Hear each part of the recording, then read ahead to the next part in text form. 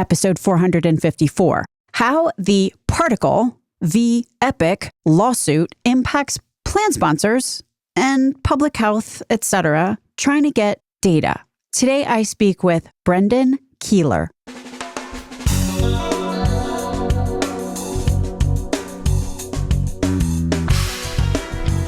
American healthcare entrepreneurs and executives you want to know. Talking. Relentlessly seeking value. You know why I'm interested in the Particle v. Epic EHR Systems lawsuit? It's because data. Say I'm thinking about this like, say, a plan sponsor, and I want data so I can do better population health or do care navigation to help my members avoid downstream bad things or steer and tier to high-quality docs and point solutions and. To do anything that has anything to do with population health, I need data. And when I say data, we often think claims data as plan sponsors, and we think about getting it from carriers. But where does the claims data originate? Oh, right. The gleam in the eye of a lot of claims data is EHR data. Someone types something into an EHR system that metamorphosized ultimately into a claim that wound up in a carrier's data set. Plan sponsors want the claims part of the claims data, obviously to see prices, but they also want those underlying data elements that indicate the health of their members. Said another way, they want the insights gleaned from some clinician somewhere who typed something into an EHR system that turned into codes that drove claims. So yeah, Particle versus Epic. Particle was getting EHR data and passing it on to other parties. And we get into the what's and the who's and the commentary. But bottom line, what I wanted to get into today is this. Will this lawsuit result in more access to data for downstream entities who need it? Or less? What are the implications here of Epic shutting down access to its EHR data to Particle and Particle filing an antitrust lawsuit saying Epic did this because Epic wanted to use their monopoly power here to advantage their own payer platform business? Oh, the plot thickens. Payer platform business for an EHR system. What is that exactly? More intrigue. What's going on there? Because yeah, probably a lot of plan sponsors and patients are, I'm going to say, unaware of this part of the equation as to what data the carriers seem to have and where are they getting it from and what things they may be doing with it that plan sponsors and or members who are their customers may or may not be aware of. Knowledge is power here, especially in the fight over trying to get data out of carriers who won't hand it over when the carriers themselves are getting that data through interoperability networks that potentially plan sponsors also qualify for. Chucking that in there as a point to ponder. This whole I'm intrigued bit here, though, was not rhetorical. I really was intrigued. So intrigued, as a matter of fact, that I called Brendan Keeler to come on the pod and talk this out with me. Brendan, by the way, has written a very detailed account of the Epic/Particle dust-up, which I will link to in the show notes. There is a part 1 and a part 2. Before we kick in here, though, I did just want to make at least one point on background. First, so many people want to get their mitts on EHR data for good reasons and maybe not so good reasons from the standpoint of the patients whose personal health information is being fought over here. The basic rule is that to get EHR data, you have to be involved in the treatment of the patient. So this is the current governance as it stands. You have to be involved in the treatment of the patient if you want EHR data. So involved in the treatment, actually, that you have to have your own treatment data to share back. This is called reciprocity, right? Like, how can you say that you're treating a patient if then you don't have any data as to that treatment? On-site clinics, by the way, are providing treatment, just saying, in case anybody is thinking the same thing I'm thinking right now. Okay, back to the lawsuit. The real kicker of this whole Particle versus Epic and Epic cutting off Particle thing, as far as I'm concerned, is over the secondary use of said treatment data once someone gets it, i.e., someone gets EHR data transmitted to them because they are doing something or other to treat the patient, but now they have that data. And at that point, is it a free-for-all what they do with it? Can they, sell it to anyone they want? Said another way, what if I realize I need EHR data for, I'm a lawyer trying to do lawyer things, or I'm a public health entity or whatever, it doesn't matter. If I throw a medical professional in a room and cook up something this person is doing that could be considered treatment if you squint at it. Tricky, right? Now I can get EHR data. So yeah, there's that motto, if you ain't cheating, you ain't trying, which Bryce Ancona said ironically on Health Tech Nerds the other day, and I cracked up, but it's so not funny. Because you have some people, maybe, or maybe not, kind of violating, let's just say, the spirit of the endeavor. And then you have others who really, really need the data to do something really, really good who can't get it. Is this because of a monopoly entity doing monopoly antitrust stuff? We discuss. But massive spoiler alert, where this conversation is going is, okay, so does this lawsuit ultimately make it easier or harder to get data for righteous good reasons? And Brendan Keeler suggests this case, this lawsuit, actually could be a good thing because what it will do at a minimum is pave the path to get data and really delineate a good use case from some of this profit-motivated back and forth where patient information is getting fought over and the patient has little to no control over what goes on, and neither do plan sponsors. He uses the term increased data liquidity, which is a term I think I will heretofore adopt because it will make me sound smart. Data liquidity. Lastly here, just as context, in case anyone indulges in further reading and winds up confused, there are so-called interoperability frameworks out there, such as Care Quality or Commonwealth or eHealth Exchange. These interoperability frameworks are also in this mix. We do not have all day, and thus we don't get into these in the conversation that follows, but just be aware, they're on and about the scene. For the full skinny on what interoperability frameworks are and do, listen to episode 376 with Lisa Barry. Brendan Keeler, my guest today, as a matter of fact, is on the steering committee of the Care Quality Interoperability Framework. Brendan Keeler has had a long history in this whole exact space, so he was the perfect guest to dig in on this topic in a really well-balanced way, I'm going to say. Brendan is currently the Interoperability and Data Liquidity Practice Lead at HTD Health. My name is Stacey Richter. This podcast is sponsored by Aventria Health Group.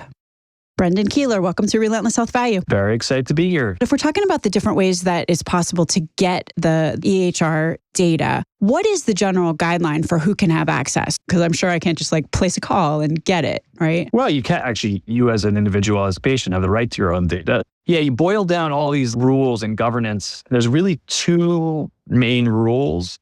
One is participants have to respond to treatment queries. People that assert, hey, I'm providing treatment. And then you must contribute back your unique clinical data. Reciprocity is the name of the game here.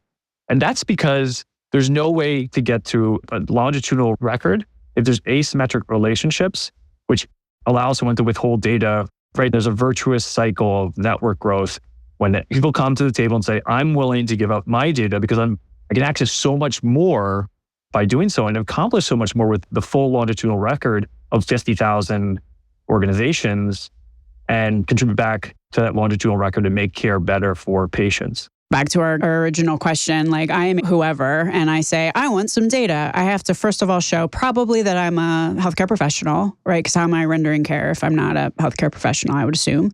And then also I have to, I am saying I need the information for treatment. So therefore I'm doing something in that longitudinal journey. So the other bit of this is I can only take data if I give back what I am doing. There's two virtuous bits to that. One of them is I have to share also. If I'm saying I'm providing treatment, then obviously I have something to share. So number one, that. But number two, it kind of prevents the free rider problem where you get people who are worried about network leakage. So they're taking all the data. And that actually was a big issue at the beginning of the health information exchanges where you had people who were happy to take, but very unwilling to give. Yeah, that's well put. Any network-based product has pollutants.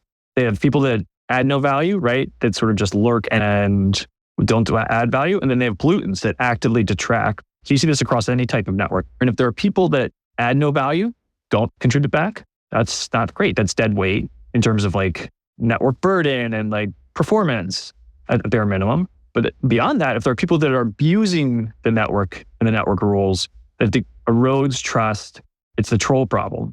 And so people say, do I really want to be part of this when privacy is being abused or my trust in these other organizations is being abused, that they're profiting off of this with no reciprocity, with not giving anything back to the equation. So that's actually probably a pretty good segue and a little bit of foreshadowing. So everyone should keep that in mind. We were talking about abusing the trust of the system and the troll problem. I'm underlining the foreshadowing right now. So the next question that I have for you is, so say I get the data and I have it now, and now I want to do something else with it beyond just treat a patient. I mean, I have the data now.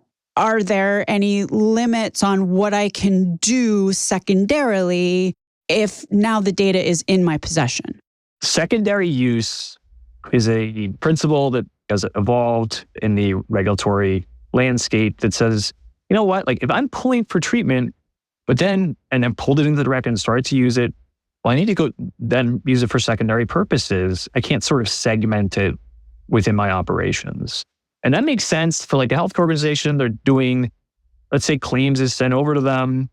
They've used the claims from the claims processing and done the full payment with the patient. Well, then they say, you know, I got to use these claims for analytics, for population health, for cost. And so there's real reasons for secondary use. Is paying claims considered treatment? So paying claims would not be considered treatment, but I was using claims as the example of a data exchange where after I've done that data exchange through via clearinghouses, I have claims data as a provider and I can use it for other purposes internally. Part of the problem though is that with this in place, secondary use can allow for transfer to other entities. And so from a legal standpoint, 100% legal. From a network rules standpoint, I think there's still active disputes and things being debated there. Okay, so it's 100% part of the network rules that once you have data in your possession, because treatment/reciprocity requirements fulfilled, are there limits on what you can do with said data you now have in your systems, especially since that data is now all mixed up with other data that you probably had already? It just comes down to how streamlined can you turn this from, you know, let's use treatment for treatment and then use it for other things internally to let's create a very streamlined or non-existent treatment and then pass to whoever we want via secondary use. Okay, so right now, someone, an entity, could kind of off the sides of their desks do something that could pass for treatment and then get access to data they really want for some other reason. A reason that is actually not secondary. It's their primary reason to want the data in the first place. And they're just doing what they need to do in order to get it, which is something that could pass in air quotes as treatment. People think of the provider, like doctors and doctor organizations, as being very heavily regulated, and they are, but not in the aspect of creation. Like I can find one doctor pretty easily, bring them on board and spin up an organization and get an MPI and get listed everywhere as a provider organization almost trivially. Not trivially, there's whole searches that do this, but like it is not a bank, right? Like a bank in banking is a charter and you need to go through all these processes and you can only become a bank and get banking superpowers after years of trials and tribulations and millions of dollars spent. Not the case for creating a lightweight provider organization. And the point that you're making here, just to interject, the point that you're making is that let's just say my main goal is to get my hands on data. Like I have recognized that there's a lot of different, like everybody knows you can monetize data. So I'm like, you know what? You know how I'm going to get this data? I'm going to hang up a shingle. I have an NPI number, National Prescribing Number. So, you know, I'm an MD or I can hire one to sit in a room. And now I can tap into this network. And the reciprocity might be a little bit of a question mark there. But like on its face, I can say I'm treating patients. Is that kind of the point that you're making?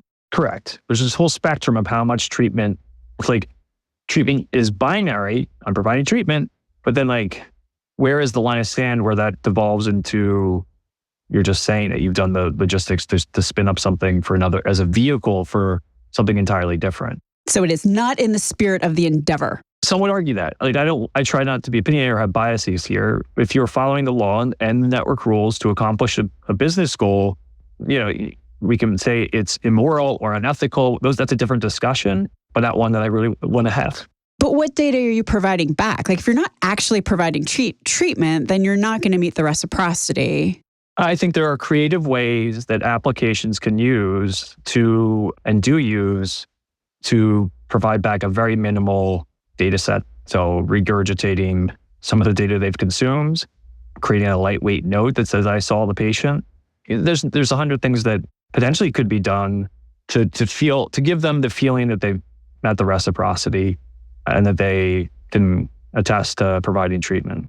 So if we're kind of moving into what happened in the Particle v. Epic, it has to do with a bunch of the different things that we talked about right now. It has to do, first of all, with what is a secondary use, if I'm just kind of offering a little bit of what is relevant relative to what we just talked about in this case. Like there's a secondary use component, and then there's also a who gets the data and what is treatment component, I think. This whole thing started back in April. I will say that Brendan wrote a very comprehensive part 1 and part 2 about this whole dust up. So if anybody is really intrigued, we'll link to the Substack in the show notes. But what at the very highest level happened there, and what was Particle accusing Epic of in the lawsuit that transpired with this dust up?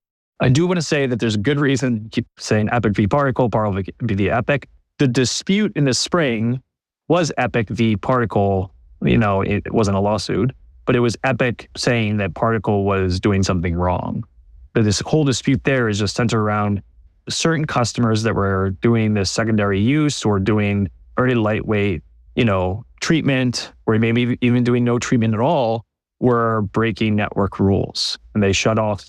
So Particle was getting data out of, basically it was coming out of Epic, and they had spun up something, ? Was it actually treatment? But then they also were giving it to other people. Specifically, I think, and you should read the articles for a full breakdown, but Particle was accused of facilitating their customers, a handful of their customers, to serve use cases that were not treatment. So specifically, some were helping payers, some were helping mass tort law firms retrieve data to do lawsuits, and some were doing personal health records. So individuals that were not necessarily, there were no providers were on staff.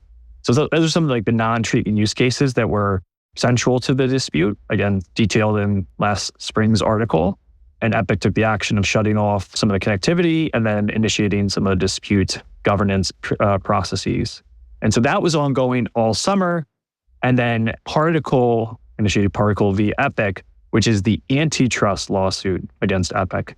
While we can focus on the dispute of last spring, actually, it is just the genesis of an antitrust lawsuit against Epic, which says that Epic, because of a variety of, they have actually several claims of monopoly and antitrust in their complaint, but because of a market dominance, has been behaving anti-competitively. And so actually sent all the stuff from the spring is important because it plays into and funnels into this antitrust lawsuit, which is about, has Epic behaved anti-competitively because of a monopoly or market, centralized market power? Well, it does kind of beg the question, how did Epic get to decide unilaterally that it was not happy with what was going on here and just, is it Epic's data or is it all of their customers' data? You know what I mean? Why does one entity get to make that call? When answering that question, there are ways to respond emotionally about it, and there are ways to view potential arguments on both sides. So some might argue that it is an anti-competitive behavior meant to foreclose competition. So it's important to define those things. And others may say any participant in a collaborative network has the right to participate in that network and to protect their customers and the patients that they represent. I think that sort of articulates the two sides here, that if you are participating on Visa or MasterCard, you would go through their governance. You would also maybe shut off some organizations that you perceive to be fraudulent actors. And so did Epic break network rules? Important to discuss and figure out.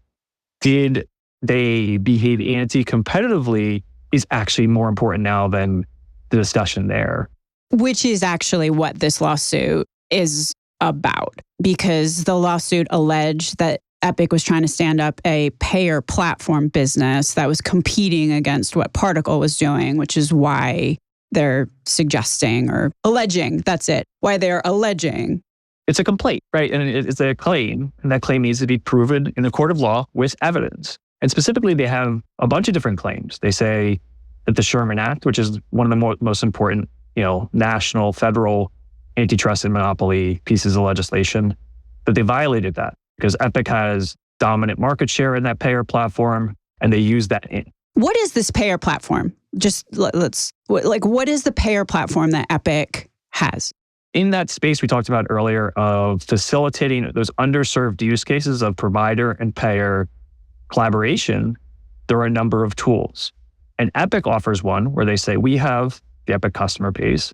And because of that, Humana or Blues or whoever, if you install this piece of software, we will facilitate clinical data retrieval, prior authorization, care gap closure, all these different use cases. And it is expensive, and it is certainly a growth area for them. So what Particle is alleging and saying is that Epic has a dominant market share, and they're using their market power in the provider side to behave anti-competitively for this new product. They're not really focusing on the provider side of things. They're saying in this new market, Epic is behaving anti-competitively, and they're leveraging market power in another area, as well as their own dominance in the payer platform area to behave anti-competitively. So there's like separate claims there. One is monopolization. Epic has a monopoly in payer platform, they allege. Two is leveraging. They're using market power in the provider side to behave anti-competitively. As you go through these claims, there's parts that are strong and there's parts that are weaker. And so in particular, I'm not a lawyer. I'm also not fully in the weeds doing analysis on the market, but there are a lot of other players in the payer platform market. So the Datavance and the Moxies and the Vims. And so to say they will have to prove a monopoly before that. And the fact that they have a lot of verbiage around we were the first to see this market aside from Epic, and we are the only other player in the market, and payviders are new in the past 3 years, which those are all dubious Debatable. statements. So, but that's okay. They have a lot of time. This will be a long, drawn-out process, and so the lawyers will have to actually, move from some of the more metaphoric and emotional language of this opening complaint, which they often are, to concrete facts proven in a court of law. Because market definition is super important when doing an antitrust case. The other one is the leveraging, which is saying Epic has a dominant footprint in the provider market and use that to behave anti-competitively. And that could be true. That is harder to deny at the face value, but they just have to prove the behaviors, anti-competitive behaviors, for that to see that through. This is complicated on a good day.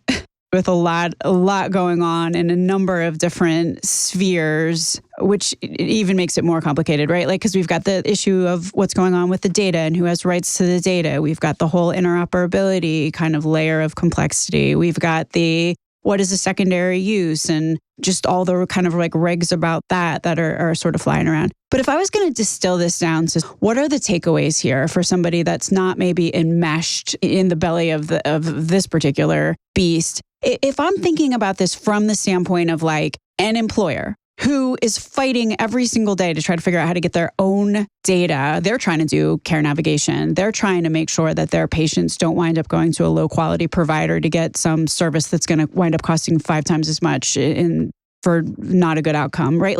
If I'm thinking about this as an employer, does what's going on with this Epic v. Particle or Particle v. Epic, or just anything that we've talked about, does that have any bearing on some employer somewhere who's can I just have my data already? I'm a man of internal optimism. And so my actual optimistic take here is that the 95, 99% outcome in one way or another is increased data liquidity.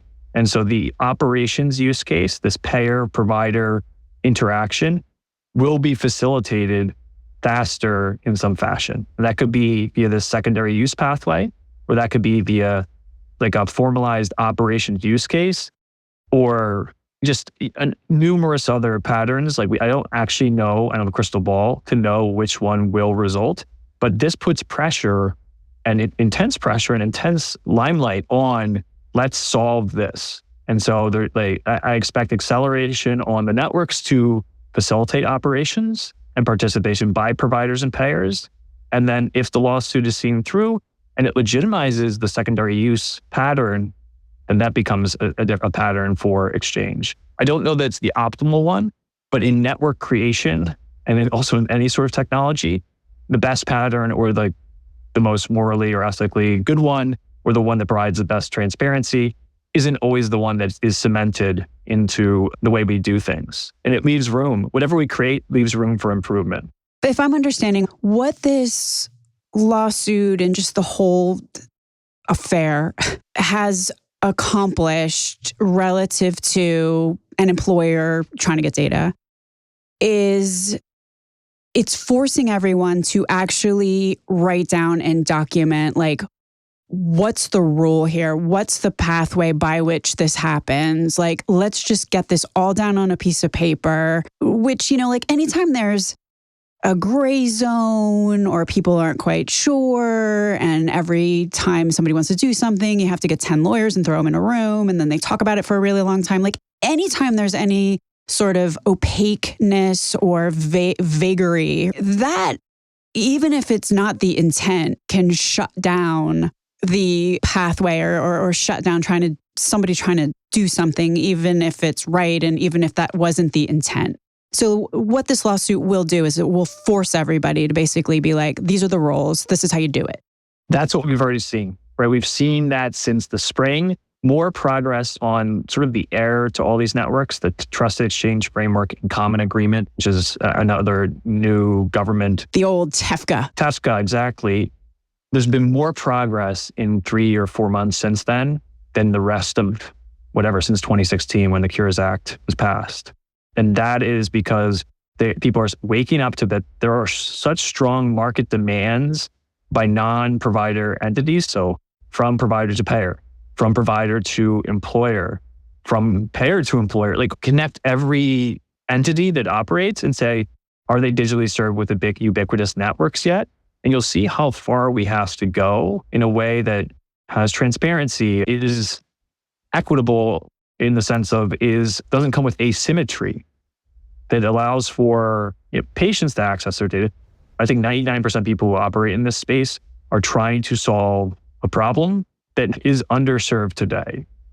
People that are doing mass tort need healthcare data. Payers that need to do care management need healthcare data and need to solve these problems. And so I don't blame people for trying to solve those solutions, but I just look at it from a network dynamics and practical sense of how do we want to build this solution at a national scale, an infrastructure scale. So my slight preference is towards any solution that has the levels of transparency and reciprocity that encourage virtuous cycles and trust.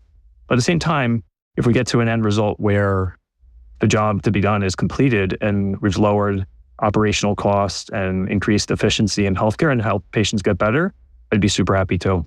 Beyond the employer use case that we just talked about, is there any other entity that you want to underline right now that may be impacted by what's likely to come out of this rule cementing? Like, is somebody suddenly not going to have access to data because they were kind of getting it vis-a-vis scurrilous means that we should be aware of? And or the flip side, like somebody has been a little bit less organized or a little bit less litigious or whatever and hasn't been getting data that they really need, and now they may actually have a chance of getting it beyond employers. Short term, I think more policing, people will see tightening if they are on the edge, if they're in that gray zone. But that was always a risk.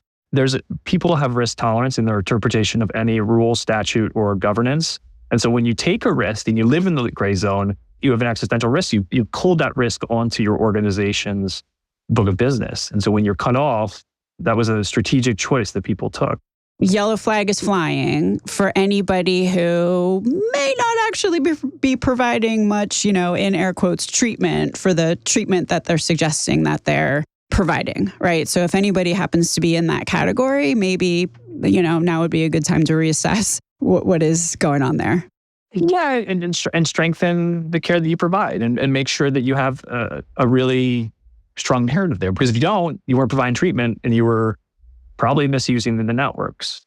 I think there's a lot of people that are like, oh shit, like this is upset to me, but like our providers, because by and large, the fraud and abuse on networks today is minimal.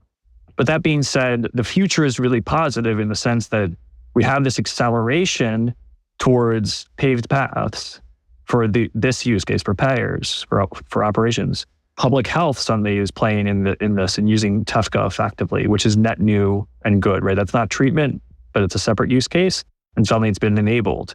Individuals having access to their data is a huge one that will remove a ton of incentive for fraud and abuse, because all of a sudden, if I can get Brendan in front of me, identity proof him, get his consent, I can use these rails. And so with that in place, so I have I don't need to take on the risk, like a risky gray area approach.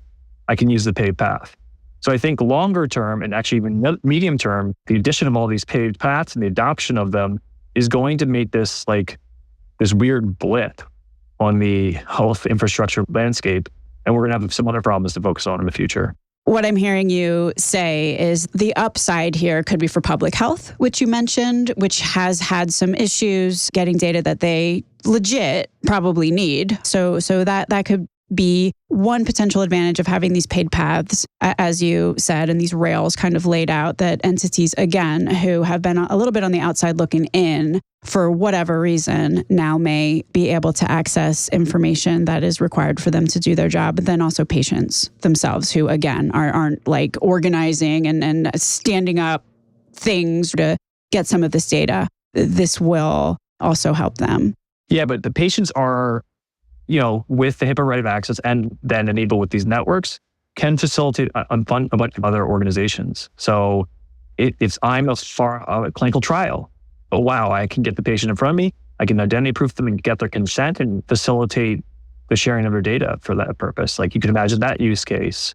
If I am a patient and I walk into a health system, the health system or an entity, right? I can say, Brendan, can I go get your data? Would you authorize me to go get all of the rest of your data, because we here can use it for the blah, blah, blah. And then as soon as I get Brendan's consent, I can go get your data. Well, yeah, providers can already do that. But you walk into a CRO, these research orgs, and you're doing a clinical trial. You are working with a law firm. You're working with any of these non-HIPAA entities. Then could the identity proving who you are so that you're not taking Little Wayne's information or something, and then getting your consent, is something that could be, once enabled, removed, really let off the steam that's pent up and the demand that's pent up by having a paved path for that really is enabling of the patient rather than sort of the murky secondary use for non-HIPAA entities. Fraud and abuse are always a function of any ubiquitous network, right? You have Visa and MasterCard that could combat fraud and abuse, but it will be drastically reduced by serving the use cases that it needs to serve. Brendan, is there anything I neglected to ask you that you think is really important to sum up here?